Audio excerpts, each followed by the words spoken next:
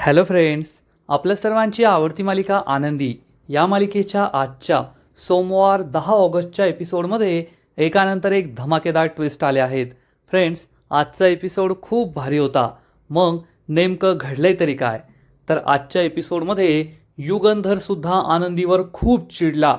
आनंदीने समिधाच्या आवाजातील अंगाई लावली आणि सगळे झोपी गेले. परंतु युगंधरने आनंदीवरच आरोप लावले की तू स्वतःला समजते तरी काय? तू माझी बायको नाहीये, या मुलांची आई नाहीये, या घरची सून नाहीये, त्यामुळे मध्ये यायचं नाही. आज नंतर मला तुझं तोंडही पाहायचं नाहीये. तू किचनच्या बाहेर सुद्धा पाऊल ठेवायचं नाही. हे ऐकून आनंदीला जबर धक्का बसलाय. आनंदी खूप दुःखी झालीये आणि तिने चक्क घर सोडून जायचं ठरवलंय. मग हे सगळं नेमकं घडलं तरी कसं, हे जाणून घेण्यासाठी हा व्हिडिओ शेवटपर्यंत नक्की पहा. फ्रेंड्स, आजच्या एपिसोडच्या सुरुवातीलाच आनंदी ही हॉलमध्ये असते.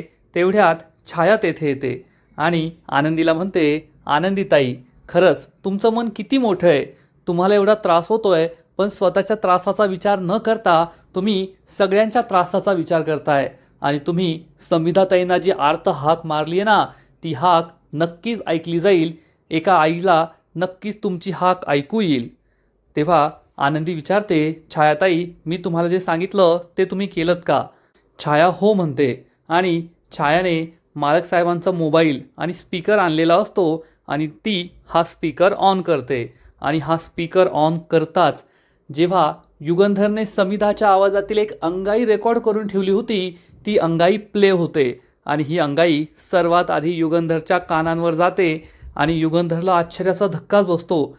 समिधाची अंगाई कशी काय प्ले होतीये हाच प्रश्न युगंधरला पडतो. पण त्याला असं वाटतं की नक्कीच त्याच्या मुलांनीच ही अंगाई प्ले केली असेल. असा विचार करून युगंधर गप्प बसतो. आणि इकडे रूममध्ये पृथ्वी, प्रांजल, मिताली बसलेले असतात दुःखी होऊन. त्यांच्या कानांवर सुद्धा ही अंगाई जाते आणि त्यांना सुद्धा आश्चर्य वाटतं की आपल्या आईची अंगाई कोणी लावली आहे, कोणी प्ले केली आहे. छाया ही आनंदीला म्हणते, आनंदीताई, खरंच तुम्ही खूप हुशार आहात. तुम्ही आज या घराला शांत केलंय. या घरात इतकं मोठं वादळ आलं होतं, ते वादळ तुम्ही शमवलंय. आनंदी म्हणते, ताई, मला फक्त या घरात आनंद पाहिजे, शांतता पाहिजे. आणि या घरात ज्याच्यामुळे हे सगळं घडलंय तो या घरात नसायला हवा, एवढीच माझी इच्छा आहे. मला मालकसाहेब आणि मुलांमध्ये आता यापुढे कोणताही वाद नको आहे. त्यांना शांत झोप लागावी. त्यांच्या मनातील वादळ, त्यांच्या मनातील विचार शांत व्हावेत, एवढीच माझी इच्छा आहे. आणि इकडे युगंधर समिधाची अंगाई ऐकत असतो. ही अंगाई खरंच खूप सुंदर असते, छान असते. आणि ही अंगाई ऐकता ऐकता युगंधरसुद्धा खुर्चीवर आपलं डोकं टेकवतो आणि त्याच्या मनात इतका वेळ जी विचार सुरू होते, चलबिचल सुरू होती, जे विचारांचं थैमान, वादळ सुरू होतं, ते सगळं शांत झालेलं असतं आणि तो सुद्धा शांत होतो, झोपतो. आणि इकडे रूममध्ये मुलांना ही अंगाई ऐकू येत असते. प्रांजल म्हणतो, दादा, मितू, ही तर आपल्या आईची अंगाई ना? पृथ्वी आणि मितालीला सुद्धा हेच वाटतं की हो, ही तर आपल्या आईचीच अंगाई आहे. आणि इकडे हॉलमध्ये छाया ही आनंदीला विचारते, आनंदीताई, तुम्ही नेमकं कोणाबद्दल बोलताय? परंतु आनंदी छायाला काही उत्तर देत नाही. आता ज्या व्यक्तीमुळे पृथ्वी आणि मालक साहेबांमध्ये भांडण झालंय, ती व्यक्ती विद्याधर आहे. परंतु आनंदीच्या दृष्टीने ती व्यक्ती ती स्वतः आहे. तिच्यामुळेच हे सगळं भांडण झालंय. जर तिने युगंधरशी लग्न केलं नसतं तर हे सगळं कधी घडलंच नसतं, असं तिला वाटतंय, एवढं मात्र नक्की. समिधाची अंगाई ऐकून युगंधरची मुलं खूप इमोशनल झालेली असतात. आणि प्रांजल म्हणतो, दादा, ही तर आपल्या आईच्या आवाजातली अंगाई आहे ना? कुणी लावली असेल? किती छान वाटतंय. पृथ्वीसुद्धा इमोशनल होतो आणि मिताली म्हणते, हो ना, आपली आई हीच अंगाई गायची. जेव्हा आपण आजारी असायचो तेव्हा ती आपल्याला कुशीत घ्यायची आणि ही अंगाई गायची आणि आपल्याला लगेच झोप यायची. तेव्हा किती छान वाटायचं ना? सगळी मुलं खूप इमोशनल होतात. आणि इकडे आनंदी याच अंगाईचा, मुलांचा आणि मालक साहेबांचा विचार करत असते. तिचा विचार कुणीही करत नाही, पण ती सगळ्यांचा विचार करते. आणि ही अंगाई ऐकत ऐकत युगंधर हा चक्क झोपी जातो. इकडे प्रांजल हा सुद्धा आपल्या बेडवर झोपतो, मिताली झोपते, पृथ्वी या खुर्चीवर झोपतो. प्रांजलच्या चेहऱ्यावर तर आनंद असतो. आईची अंगाई ऐकून तो खूप खुश होतो आणि सगळी मुलंसुद्धा शांत झोपतात. फक्त इकडे आनंदीला झोप आलेली नसते. आनंदी बिचारी दुःखी असते. माझ्यामुळे सगळ्यांना हा त्रास होतोय असं तिला वाटत असतं. युगंधरसुद्धा शांत झोपी गेलेला असतो. मुलंसुद्धा शांत झोपी गेलेली असतात आणि आनंदीचं मिशन सक्सेसफुल झालेलं असतं आणि ही अंगाई संपते. तेव्हा छाया आनंदीला म्हणते, खरंच आनंदीताई, आज तुम्ही या घरासाठी खूप काही केलं आहे. या घरात जो राग होता, जी अशांतता होती, ते सगळं तुम्ही शांत केलं आहे. खरंच तुम्ही खूप मोठ्या मनाच्या आहात, खूप चांगल्या आहात. आनंदी म्हणते, छायाताई, मी काही नाही केलं आहे. जे काही केलं आहे ते सगळं समीराताईंनी केलं आहे. समीराताईंच्या आवाजातच ती जादू आहे की सगळ्यांना शांत झाल्यासारखं वाटलं आणि मला फक्त एवढंच हवं आहे की या घरात शांतता असायला पाहिजे. या घरात सगळे सुखात असायला हवे.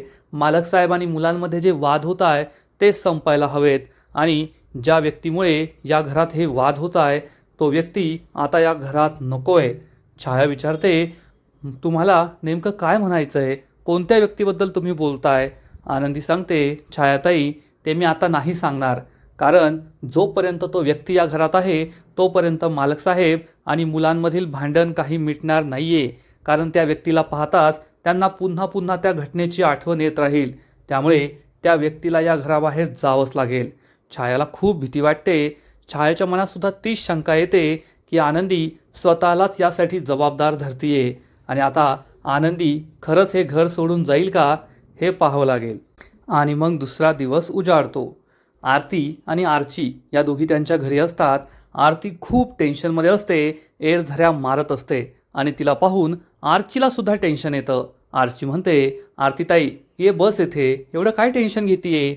आरती सांगते, मला आनंदीची खूप काळजी वाटतीये. त्या घरात सगळे आनंदीच्या जीवावर उठले आहेत. आनंदी त्या घरात कशी राहणार, त्या सगळ्यांचा राग कसा सहन करणार ना, तेच मला कळत नाहीये. आपण तिला तेथे सोडून आलोय, पण मला खरंच खूप भीती वाटतीये. आपलं चुकलंय. त्या आनंदीला काही करणार तर नाही ना? मालक साहेब, तो विद्याधर, ती शिल्पाताई, ती शलाका आणि ती मालक साहेबांची मुलं सगळेच आनंदीच्या वाईटावर टपले आहेत. आनंदी हे सगळं कसं हँडल करणारे काय माहीत. आरची म्हणते, अगं आरतीताई, तूच अशी हिंमत हारलीस तर कसं होईल? आपण आनंदीताईला मदत करण्याचं वचन दिलंय ना, की मालक साहेब आणि मुलांमधील जे भांडण आहे ते आपण शांत करूया, त्यांचे गैरसमज दूर करूया. आणि जर आपणच हार मानली तर ती कशी लढणार? तूच मला सांग बरं. आरती म्हणते, अगं आरची, मला सगळं कळतंय, पण आपण तरी काय करणार आहोत? आपण प्रयत्न करून पाहिला ना, पण सगळं आपल्यावरच उलटलं. त्या विद्याधरने सगळे आरोप आनंदीवरच लावले आणि मालक साहेब तर इतके संतापले होते की मला खूप भीती वाटतेय की आनंदीचं काय होईल. आरची म्हणते, खरंय तुझं, भीती तर मला सुद्धा वाटतेय, पण आता आपण खंबीरपणे आनंदीताईला साथ द्यायला हवी ना. आपण काहीतरी करायला हवं, काहीतरी विचार करायला हवा. आरती म्हणते, खरंय तुझं आरची, आपण यातून काहीतरी मार्ग काढायलाच हवा. आणि त्याच वेळेस त्यांना आबांचा आवाज येतो. आबा जाधव मुलींना हाक मारत मारत घरी पोहोचतात. त्यामुळे या दोघांना खूप आश्चर्य वाटतं की आबा आले आणि आबा येतात. त्यांच्या हातातील बॅग आरती आणि आर्ची घेतात. आबा खुर्चीवर बसतात आणि म्हणतात, पोरींनो, पाणी द्या. आर्ची पाणी घेऊन येते. आबा पाणी पितात. परंतु आता आबाला तिकडे निंबाळकरांच्या घरी काय काय घडलंय हे कसं सांगायचं हाच प्रश्न आरती आणि आर्चीला पडतो. आणि आबा सांगतात, काल मी मालक साहेब आणि आनंदीचा कार्यक्रम पाहिला. मालक साहेबांना एवढा मोठा पुरस्कार मिळाला आणि तो सुद्धा आपल्या आनंदीच्या हस्ते. खरंच मला खूप आनंद झाला आहे. कधी एकदा त्यांना जाऊन भेटतोय आणि त्यांचं अभिनंदन करतोय ना, असं झालंय मला. आरती आणि आर्ची चेहऱ्यावर खोटी खोटी स्माईल आणतात. आबा म्हणतात, ए आर्चे, ती पिशवी घे बरं. आर्ची ही पिशवी आबांना देते आणि आबा सांगतात, मी मालक साहेबांसाठी आणि आनंदीसाठी एक भेट घेऊन आलो आहे. आणि ते ही पिशवी उघडतात. तर या पिशवीमध्ये मालक साहेबांसाठी शॉल असते आणि आनंदीसाठी एक सुंदरशी साडी असते. ही साडी आणि शॉल पाहून आर्ची आणि आरती खूप खुश होतात. आबा विचारतात, आवडेल ना त्यांना? आरती म्हणते, हो नक्की आवडेल. आबा सांगतात, चला मी आता तोंड हातपाय धुवून येतो आणि मग आपण बंगल्यावर जाऊया मालक साहेब आणि आनंदीला भेटायला. दोघे खूप खुश होतील. असं म्हणून आबा तेथून निघून जातात. आर्ची आणि आरतीला खूप टेन्शन येतं. आर्ची विचारते, आरतीताई, आता काय करायचं? आरती म्हणते, आबांना काही झालं तरी हे सत्य कळायला नकोय की निंबाळकरांच्या घरी काय झालंय. नाहीतर त्यांना खूप टेन्शन येईल आणि आपण असं काही होऊ द्यायचं नाही आहे. आता आपणपासून सगळं लपवायचं असं या दोघी बहिणींनी ठरवलं आहे. इकडे युगंधरची सगळी मुलं अजूनही झोपलेलीच असतात. सूर्य डोक्यावर येतो आणि मग हळूहळू सगळ्यांचे डोळे उघडतात. सगळ्यात आधी पृथ्वी आपले डोळे उघडतो आणि पाहतो तर प्रांजल आणि मिताली अजूनही झोपलेले असतात. आपले भाऊ बहीण शांत झोपलेत हे पाहून त्याला बरं वाटतं. पण तेवढ्यात त्याला आठवतं की रात्री कुणीतरी आईची अंगाई लावली होती. अंगाई कुणी लावली असेल हे शोधण्यासाठी लगेच पृथ्वी हॉलमध्ये निघतो आणि इकडे युगंधरला सुद्धा जाग येते. युगंधर हा झोपेतून उठून उभा राहतो. आजूबाजूला पाहतो तर त्याचा मोबाईल रूममध्ये नसतो, कारण आनंदीने याच मोबाईलवर रात्री ती समिधाची अंगाई लावली होती. युगंधर विचार करतो, माझा मोबाईल कोठे गेला आहे. तो आजूबाजूला सगळीकडे पाहतो पण त्याचा मोबाईल कोठेच नसतो.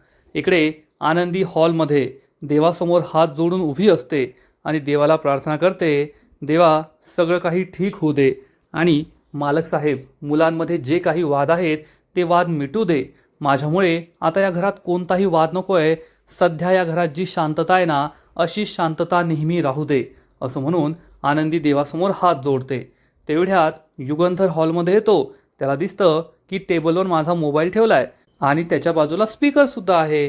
युगंधर विचार करतो, माझा मोबाईल तर माझ्या खोलीत होता रात्री, मग येथे कुणी आणला आणि तो स्पीकरशी कनेक्ट कुणी केला, हाच प्रश्न युगंधरला पडतो. आणि तेवढ्यात चक्क पृथ्वी तेथे येतो आणि पृथ्वीचा गैरसमज होतो की ही अंगाई युगंधरनेच लावली होती. त्यामुळे पृथ्वी म्हणतो, वा मिस्टर निंबाळकर वा, तुम्ही आम्हाला मनवण्यासाठी आम्हाला इमोशनल ब्लॅकमेल कराल असं मला कधीही वाटलं नव्हतं. आनंदीसुद्धा हे ऐकते आणि खूप घाबरते. युगंधर विचारतो, तुला नेमकं काय म्हणायचं आहे, इमोशनल ब्लॅकमेल म्हणजे? तर पृथ्वी चिडून म्हणतो, मिस्टर निंबाळकर अजून किती खोटं बोलणार आहात तुम्ही.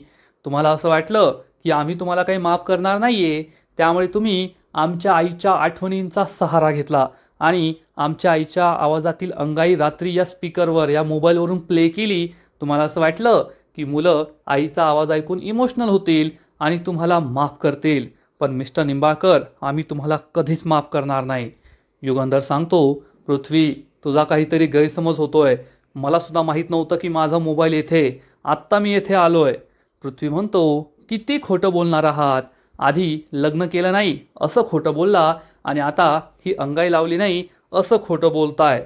युगंधर चिडून म्हणतो, एक तर मी कधी खोटं बोललेलो नाहीये, त्यामुळे तोंड सांभाळून बोलायचं. तर पृथ्वी म्हणतो, मला आहे ना तुमच्यावर काडीचा विश्वास नाहीये. तुम्ही एक नंबरचे खोटाडे आहात मिस्टर युगंधर निंबाळकर. युगंधरला खूप वाईट वाटतं. आनंदीसुद्धा दुःखी होते. पृथ्वी म्हणतो, तुम्ही आमच्या आईच्या आवाजातली अंगाई लावा किंवा मग काहीही करा, परंतु तुमचा खरा चेहरा आता आमच्यासमोर उघड झाला आहे, त्यामुळे आम्ही तुम्हाला कधीच माफ करणार नाही. युगंधर म्हणतो, तुला सांगितलंय तोंड सांभाळून बोलायचं आणि मी हा मोबाईल येथे ठेवला नाही. मी तुझ्या आईच्या आवाजातली अंगाई प्ले केलेली नाहीये, त्यामुळे तुझ्याकडे काही पुरावे आहेत तर ते दाखव आणि सिद्ध कर. पृथ्वी म्हणतो, पुरावे आहेत म्हणून तर बोलतोय, नाहीतर पुराव्याशिवाय मी काहीच बोलत नाही. समोरासमोर दिसतंय, तुम्ही तुमचा मोबाईल हात लावला, तुम्ही इथे होता, स्पीकर येथे, तुमच्याशिवाय दुसरं कोण आहे जे तुमच्या मोबाईलमधून ती अंगाई प्ले करू शकतं. पण तरीसुद्धा तुम्हाला जर सत्य मानायचं नसेल तर माझी काही हरकत नाही आहे. पण एक लक्षात ठेवा, असे फालतू गोष्टी करून तुम्ही कधीच आम्हाला म्हणू शकत नाही. आम्ही तुम्हाला कधीच माफ करणार नाही. युगंधर विचार करतो, याच्या नादाला लागून फायदा नाही आहे आणि युगंधर तेथून जाणार. तेवढ्यात आनंदी विचार करते, हे तर सगळं उलटच होतं आहे. नाही नाही नाही, मी असं होऊ देऊ शकत नाही. आणि आनंदी लगेच युगंधरला हाक मारते, मालक साहेब थांबा. युगंधर थांबतो. आनंदी पृथ्वी आणि युगंधर जवळ येते आणि या दोघांना सांगते, पृथ्वी या सगळ्यात मालक साहेबांची काही चूक नाही आहे. समिधाताईंच्या आवाजातील अंगाई मी लावली होती, मालक साहेबांनी नाही. हे ऐकून पृथ्वी आणि युगंधरला मोठा धक्काच बसतो आणि पृथ्वी हसून म्हणतो, वा आनंदी वा, शेवटी तू त्यांना वाचवलंस. मला एक गोष्ट तर कळली आहे की अंगाई मिस्टर निंबाळकरांनी नाही लावली, परंतु दुसऱ्या एका गोष्टीवर सुद्धा माझा विश्वास बसलाय. असं म्हणून पृथ्वी युगंधरकडे पाहतो आणि काहीच न बोलता तेथून निघून जातो. युगंधर खूप चिडतो आणि आनंदीला जाब विचारतो. आनंदी, स्वतःला काय समजतेस तू? तू या घरची सून नाहीये, तू या घरची कुणीच नाहीये, माझी बायको सुद्धा नाही आणि माझ्या मुलांची आई सुद्धा नाही. त्यामुळे माझ्यात आणि माझ्या मुलांमध्ये यायचं नाही. यानंतर मला तुझं तोंड सुद्धा पाहायचं नाहीये. यानंतर तू किचनच्या बाहेर पाय ठेवलास ना तर याद राख. असं म्हणून युगंधर रागारागाने तेथून निघून जातो. आनंदीला खूप वाईट वाटतं. युगंधर तिच्याशी या भाषेत, या आवाजात बोललाय आणि शिल्पा हे सगळं ऐकते आणि भलतीच खुश होते. पण बिचारी आनंदी मात्र रडत असते. युगंधर तिच्याशी असं वागेल हे तिला कधीही वाटलं नव्हतं. आणि मग थोड्या वेळानंतर शिल्पा, प्रांजल, मिताली एका रूममध्ये असतात आणि प्रांजलला समजलेलं असतं की ती अंगाई या आनंदीने लावली होती. प्रांजल चिडून म्हणतो, ही आनंदी स्वतःला समजते तरी कोण? तिला काय खरंच असं वाटतंय का की आपण तिची मुलं आहोत आणि ती आपली आई आहे? आता मी तिला सोडणार नाहीये, मी तिची आज चांगली जिरवतो. असं म्हणून प्रांजल रूम बाहेर जाणार इतक्यात पृथ्वी तेथे येतो आणि म्हणतो, थांब प्रांजल, मी त्या सगळ्या विषयाचा सोक्षमोक्ष लावलाय, त्यामुळे कुठेही जाऊ नको. प्रांजल चिडून म्हणतो, जाऊ नको म्हणजे? त्या आनंदीने आपल्याला इमोशनल ब्लॅकमेल करण्याचा प्रयत्न केला आणि तू म्हणतोय जाऊ नको. पृथ्वी सांगतो, तिचं इमोशनल कार्ड मी फाडून फेकून दिलंय, त्यामुळे आता शांत रहा आणि मला एक महत्त्वाच्या कामाला जायचंय, मी येतोय, तोपर्यंत स्वतःची काळजी घ्या. असं म्हणून पृथ्वी तेथून निघून जातो. प्रांजल खूप चिडलेला असतो आणि म्हणतो, मी आता तिला सोडणार नाहीये. मिताली त्याला समजावून सांगते, अरे तू कशाला भांडण वाढवतोयस? दादाने सांगितलं ना की त्याने सगळं प्रकरण मिटवलंय. तर प्रांजल चिडून म्हणतो, त्याने मिटवलंय म्हणजे? समिधात काय फक्त त्याची आई होती का? माझी आई नाहीये का? तुझी आई नाहीये का? म्हणजे आपण काहीच करायचं नाही का? मी त्या आनंदीला सोडणार नाहीये. तेवढ्या शिल्पा उभी राहते आणि म्हणते प्रांजल. तर प्रांजल चिडून म्हणतो, आत्तू, तू या प्रकरणात काहीच बोलायचं नाहीये. आत्या म्हणते, अरे मी तुझ्या विरोधात नाही बोलते, तुझ्या बाजूने बोलते. तू त्या आनंदी विरोधात जो काही विचार केलाय ते तू नक्की कर. या लढाईत मी तुझ्या बाजूने आहे. हे ऐकून प्रांजल भलताच खुश होतो आणि आपला प्लॅन बनवतो. इकडे आनंदी किचनमध्ये असते आणि देवासमोर हात जोडून म्हणते, देवा, माझ्याकडून खूप मोठी चूक झाली आहे. मालक साहेब आणि मुलांमध्ये जो वाद झाला तो माझ्यामुळे झाला. मला प्रायश्चित्त करण्याची एक संधी दे. आणि तेवढ्यात प्रांजल तेथे येतो आणि म्हणतो, तुला प्रायश्चित्त करण्याची संधी हवी ना, मी तुला ती देतो. हे ऐकून आनंदी खुश होते आणि म्हणते, प्रांजल, खरंच सांग मला काय करायचंय मी. आणि प्रांजल तिला प्रायश्चित्त करण्यासाठी काय करायचंय ते सांगतो. पण हे आपल्याला ऐकू येत नाही, पण आनंदी आणि छायाला जे ऐकू येतं ना ते ऐकून त्यांना धक्काच बसतो. आनंदी म्हणते, ठीक आहे प्रांजल, मी हे सगळं करायला तयार आहे. प्रांजल म्हणतो, चल मग माझ्याबरोबर. आनंदी प्रांजलच्या मागे जात असते तेवढ्यात छाया तिला थांबवते आणि विचारते, आनंदीताई, हे काय करताय तुम्ही? तुम्हाला हे सगळं जमणार आहे का? आनंदी सांगते, हो छायाताई, मी प्रायश्चित्त करण्यासाठी काहीही करू शकते.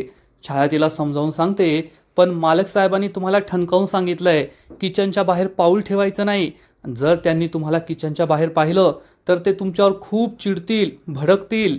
आनंदी म्हणते, छायाताई, मला आता मालक साहेबांच्या रागाची भीती नाही वाटत. मला फक्त मुलांच्या तिरस्काराची भीती वाटते आणि मला त्यांचा तिरस्कार नकोय.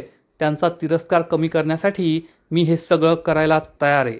हे ऐकून प्रांजल खुश होतो. आनंदी बिचारी दुःखी असते आणि प्रायश्चित्त घ्यायला तयार होते. आजचा एपिसोड येथेच संपतो. फ्रेंड्स, आनंदी या मालिकेचा आजचा एपिसोड खरंच खूप भारी होता, इंटरेस्टिंग होता. बिचारी आनंदी काही चूक नसताना सगळं काही सहन करते. आता प्रांजलने तिला काय प्रायश्चित्त करायला सांगितलंय देव जाणे, परंतु नक्कीच काहीतरी भयंकर असेल यात शंका नाही. आणि युगंधर सुद्धा आनंदीची ज्या भाषेत बोलला ते ऐकून खरंच खूप वाईट वाटलं. आनंदीने चांगल्या भावनेने समिधाची अंगाई लावली होती, परंतु युगंधर चक्क तिला वाईट साईड बोलला. तुझं मला तोंड दाखवू नको, किचनच्या बाहेर येऊ नको, तू माझी बायको नाही, तू मुलांची आई नाही, या घरची सून नाही. मग कशाला तिला या घरात ठेवून त्रास देतोय हे त्याचं त्यालाच माहीत.